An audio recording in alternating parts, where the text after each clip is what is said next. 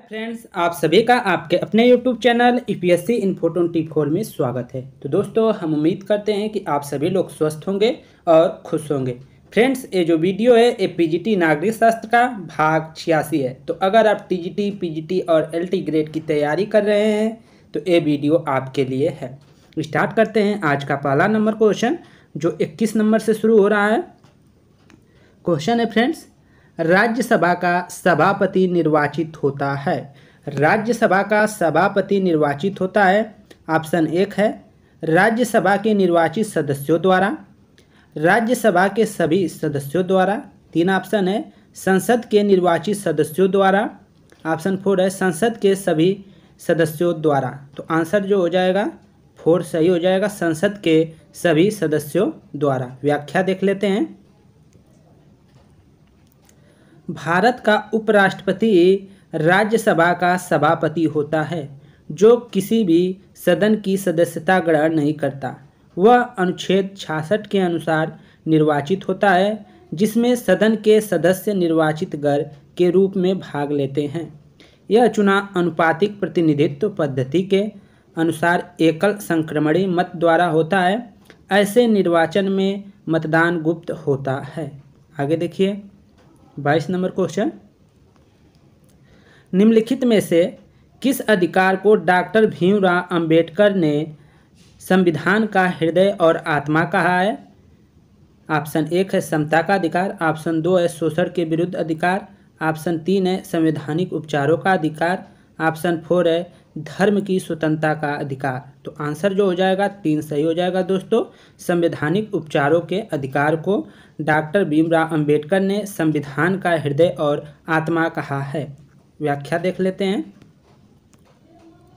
संविधान के भाग 3 में मूल अधिकारों के अंतर्गत अनुच्छेद 32 का उल्लेख है, जिसे संवैधानिक उपचारों के अधिकार के रूप में जाना जाता है। इसे ही प्रारूप समिति के अध्यक्ष डॉक्टर अंबेडकर ने संविधान का हृदय और आत्मा कहा है।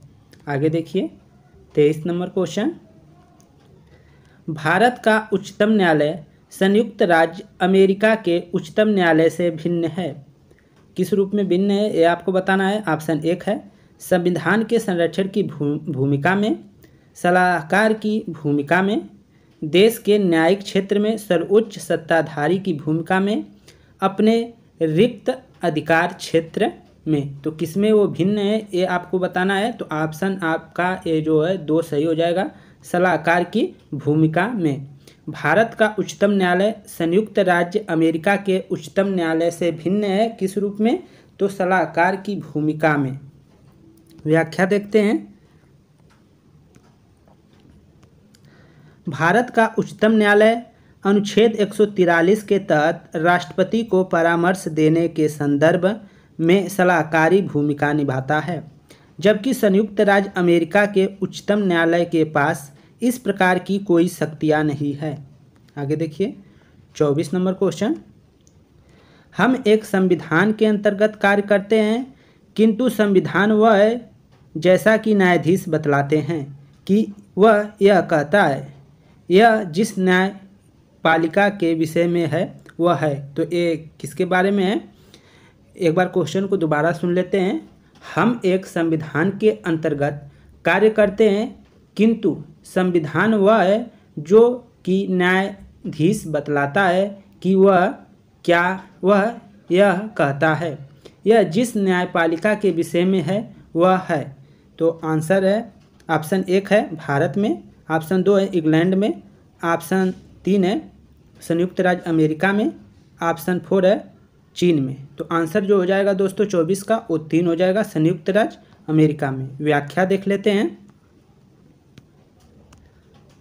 अधिकांश लोग मानते हैं कि अमेरिकी जनता एक संविधान के अंतर्गत अवश्य रहती है, परंतु संविधान वही है जो न्यायाधीश घोषित करते हैं।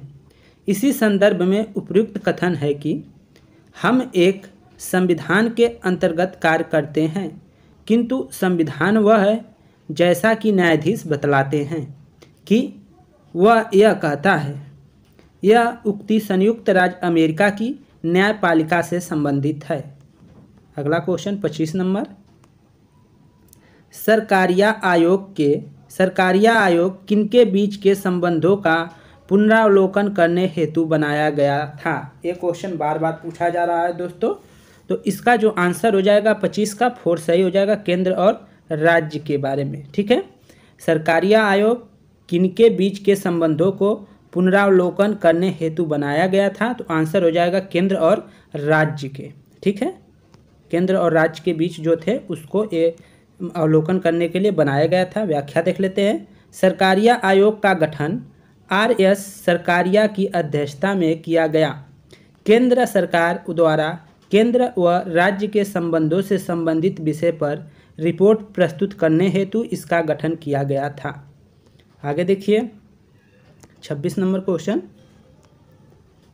पहरा देते हुए चलने वाली मैं एक भारती हूँ, जो सब सोने वाली को जगाती हूँ, ताकि जागकर वे मातृभूमि की सेवा में लग जाएं। यह वक्तव्य था। ऑप्शन 1 है एनी बेसेंट का, ऑप्शन 2 है डॉक्टर राम मनोहर लोहिया का, ऑप्शन 3 है जयप्रकाश नारायण का और ऑप्शन 4 है स्वामी विवेकानंद का। तो 26 का आंसर दोस्तों 1 सही हो जाएगा, एनी बेसेंट का। ये कथन किसका है? एनी बेसेंट का है। एनी बेसेंट का कथन है कि पहरा देते हुए चलने वाली मैं एक भारती हूँ, जो सब सोने वाले को जगाती हूँ, ताकि जगकर वे मातृभूमि की सेवा में लग जाएं। ये कथन एनी बेसेंट का है। ये आयरलैंड से बिलोंग करती थी। एनी बेसेंट का जन्म 1847 में लंदन में हुआ था। वर्ष 1917 में वे भारतीय राष्ट्रीय कांग्रेस की पहली महिला अध्यक्ष बनी। उन्होंने कहा था कि पहरा देते हुए चलने वाली मैं एक भारतीय हूँ, जो सब सोने वाले को जगाती हूँ, ताकि जगकर वे मातृभूमि की सेवा में लग जाएं। उन्होंने वर्ष 1916 में होम रूल आंदोलन जो है संघ की स्थापना कर स्वराज की लोकप्रियता बनाने के लिए प्रचार किया। आगे देखिए 27 नंबर। इसको सूची 1 को सूची 2 से क्या करना है? सम्मिलित करना है। तो एक तरफ दे दिया है कि कहाँ पे कौन सा शासन है।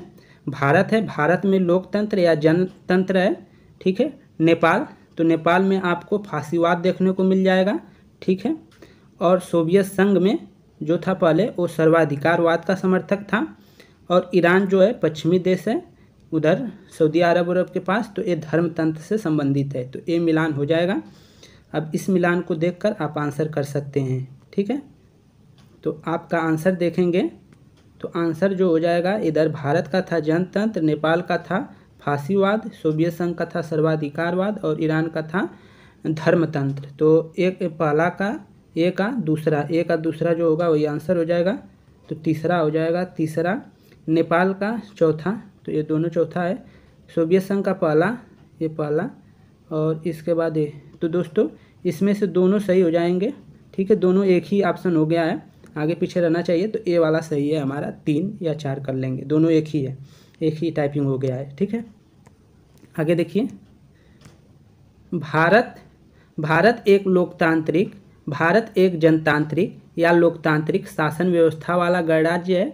नेपाल में फांसीवाद, सोवियत संघ सर्वाधिकार विचारधारा प्रेरित शासन व्यवस्था से संचालित होता है, जबकि पश्चिमी एशियाई देशों में अभी भी धर्मतंत्र का बोलबाला है, जिसमें ईरान भी सम्मिलित है। अर्थात ईरान में धर्म के आधार पर शासन व्यवस्था क्रियान्वित की जाती है। आगे देखिए 28 नंबर क्वेश्चन। जब तक शासक दार्शनिक और दार्शनिक शासक नहीं होंगे, जब तक शासक दार्शनिक व दार्शनिक शासक नहीं होंगे, राज्य की बुराइयों का अंत नहीं होगा। किसने कहा था? ऑप्शन 1 है कौटिल्य, ऑप्शन 2 है कार्ल मार्क्स, ऑप्शन 3 है अरस्तु, ऑप्शन 4 है प्लेटो। तो आंसर जो हो जाएगा दोस्तों कौन सा हो जाएगा ये आपको बताना है। तो 28 का जो आंसर है वो 4 हो जाएगा, प्लेटो। 28 का क्या आंसर हो जाएगा? प्लेटो। ठीक है, व्याख्या देख लेते हैं। प्लेटो का विश्वास था कि शासक अच्छा राजनीतिक और दर्शन शास्त्र का ज्ञाता होता है। इसीलिए प्लेटो ने शिक्षकों के लिए एक लंबी शिक्षा योजना प्रस्तुत करने की, जिसका उद्देश्य जातियों के अल्पतंत्र की स्थापना करना है। इसी संदर्भ में उन्होंने कहा था, जब तक शासक दार्शनिक व दार्शनिक शासक नहीं होंगे, राज्य की बुराइयों का अंत नहीं होगा। अगला क्वेश्चन 29 नंबर, भारत छोड़ो आंदोलन में निम्न में से किसने भाग नहीं लिया। भारत छोड़ो आंदोलन में जो 1942 में हुआ था उसमें किसने भाग नहीं लिया था, ये आपको बताना है। ऑप्शन 1 है डॉक्टर राम मनोहर लोहिया, जयप्रकाश नारायण, मोरारजी देसाई, डॉक्टर भीमराव अंबेडकर। तो आंसर जो हो जाएगा दोस्तों 4 सही हो जाएगा, डॉक्टर भीमराव अंबेडकर। व्याख्या देखते हैं। भारत छोड़ो आंदोलन की शुरुआत वर्ष 1942 में बम्बई के ग्वालियर टैंक मैदान से हुई, जिसका नेतृत्व गांधी जी ने किया। इसी आंदोलन में महात्मा गांधी ने करो या मरो का नारा दिया। इस आंदोलन से राम मनोहर लोहिया, जयप्रकाश नारायण, मोरारजी देसाई, अरुणा आसफ अली, सुचेता कृपलानी, उषा मेहता आदि संबंधित हैं। जो संबंधित हैं उनका नाम आप नोट कर लीजिएगा, ये पूछा जाता है। बलिया, सतारा, तामलुक में समांतर सरकारें गठित की गई। भीमराव अंबेडकर का संबंध इस आंदोलन से नहीं था। आगे देखिए 30 नंबर क्वेश्चन, किस देश में एक दलीय पद्धति है। तो किस देश में एक दलीय पद्धति है। ऑप्शन 1 है भारतवर्ष, 2 है फ्रांस, तीसरा है चीन और चौथा है ब्रिटेन। तो आंसर जो हो जाएगा चीन हो जाएगा। चीन में एक दलीय पद्धति है। आंसर 3 सही है, चीन। व्याख्या देख लेते हैं। चीन एक समाजवादी गणराज्य है जिसका नेतृत्व एक दल कम्युनिस्ट पार्टी द्वारा किया जाता है। चीन साम्यवादी दल की स्थापना रूसी क्रांति 1917 के बाद वर्ष 1921 में हुई थी, जिसका नेतृत्व माओ त्से तुंग ने किया था। तो फ्रेंड्स, ये वीडियो यहीं पे समाप्त होता है। उम्मीद करते हैं कि ये वीडियो आपको पसंद आई होगी। अगर वीडियो पसंद आई है तो वीडियो को लाइक करिए और चैनल पे नए हैं तो प्लीज़ चैनल को सब्सक्राइब कर दीजिए। नमस्कार।